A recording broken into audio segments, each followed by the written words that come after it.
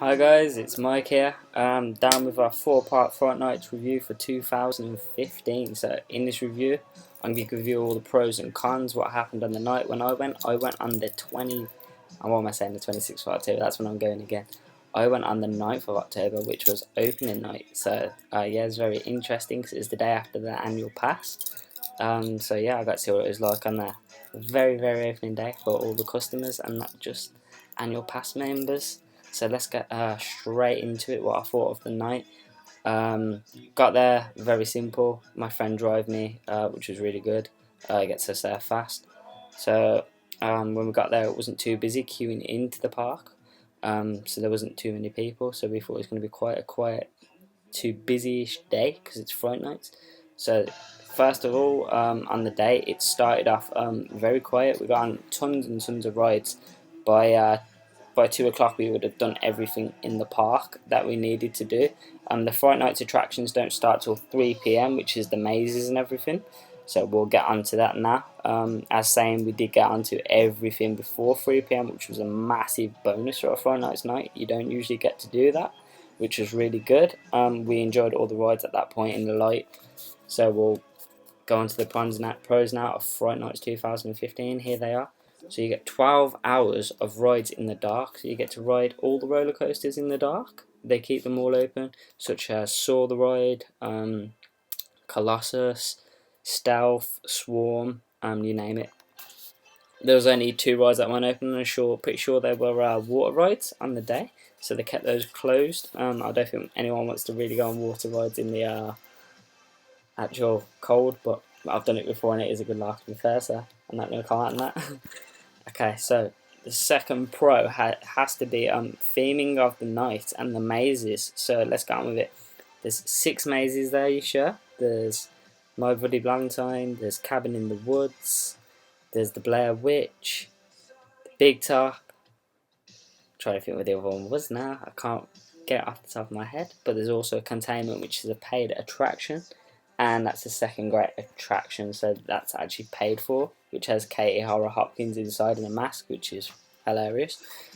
So yeah, on with the mazes. The theming on the Big Top, which is the Carnival Maze shirt, is absolutely fantastic. They've gone all out on the theming and the actual construction on the ride. It's really great. They've got like a massive clown thing you enter, and the carnival tents look really great as well. Another thing to mention, we went through this at daytime, the maze. So we'll go on with that later, but yeah, we went through daytime and it was fantastic. There's clowns with chainsaws in there, there's everything. I don't want to spoil too much, but it was absolutely fantastic, the Big Top, and it's definitely one of the best mazes there. We did 3 mazes on the day, which was good that we got done. We wouldn't have got more because it started to get busy at that time, but we also did Cabin in the Woods and My Bloody Valentine. Cabin in the Woods was really good because that gave you a choice between what doors you could go through, so it's not the same second time you go through that maze, which is really cool. So you may want to go back there, give it another try, and it's not the same experience, which is pretty awesome. But that maze was really well done as well, Cabin in the Woods, and they had some great actors in the queue line entertaining people, which I really like to see. They were a great laugh. I was chuckling away. Absolutely loved it. It was really funny to before the maze, and it made the queue actually go a lot quicker, which was really good. Third of all was My Bloody Valentine, and this was definitely the scariest maze of the night, and they were going crazy in there.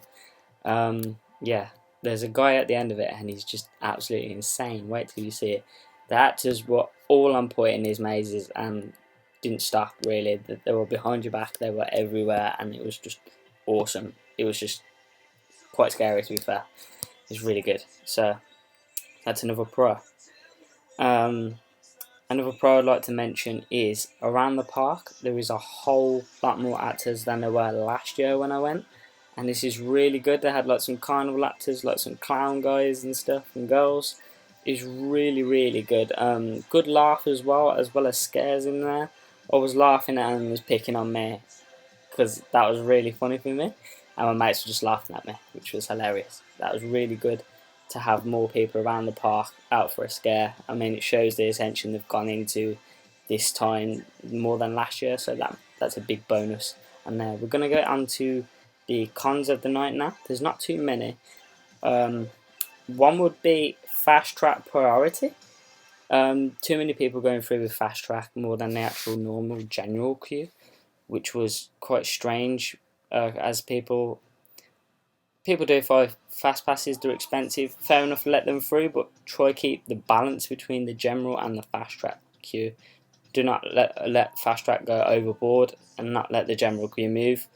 That happened on the Big Top. We was first in the queue and we waited an hour, which was just dreadful. And basically the queue did pick up after a point, so I think they may have been having technical issues, but it seems like the fast track guys were going right through and the general queue was just like dotting through. So that was definitely a con on the day, which was not good. Second con would definitely have to be technical difficulties. You can't stop these, but yeah, they had a lot that night. Swarm went down, Colossus went down just before we was going to go on front row, which was really bad. You can't help technical difficulties, but yeah, it was a con on the night. It's nothing to do with this review because it's technical difficulties, but we'll go on with that later. Also, what was a bad con on the day I found out was they had 2 cars on straight away for each ride in the morning. When it was less busy in the night, they was taking a car off, and this was quite frustrating because it was actually the queues were getting bigger. And when I spoken to a cast member, they said they were taking off the cars because it wasn't that busy, and it was a lot busier than it was in the morning. And this would have took a lot of queues off the mazes as well. If people could go to the rides and keep riding on the rides, which was quite a frustrating piece of work on that day. But all in all, Fright Nights 2015 gets a good 8 out of 10 for me. I'm actually returning on the 26th of October for Fright Nights, so I'll be going through all the mazes because I'll have fast track that day. So if you want to know what those mazes are like, rate, comment, subscribe on this video. Even press the like button if you like the video as well. But another thing I'd like to mention is just like with the Big Top as well, it's a lot better to go for at night, it seems. We didn't get a chance to go on it through the night, but the theming and the atmosphere of the fog around the actual carnival is really good because there's that green fog, and it seems like it'd be better in the dark because there's also an outside section when they actually scare you, and it'll be a whole lot better with the atmosphere in the night. But it seems like it will be fantastic at the night, the Big Top, which is really good.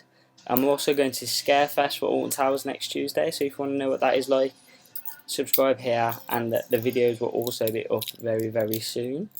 But overall, definitely 8 out of 10 for me for Fright Nights. It was a really good day. Some great scares in there, great laughs, got on a lot of rides, not a lot to really complain about, to be honest.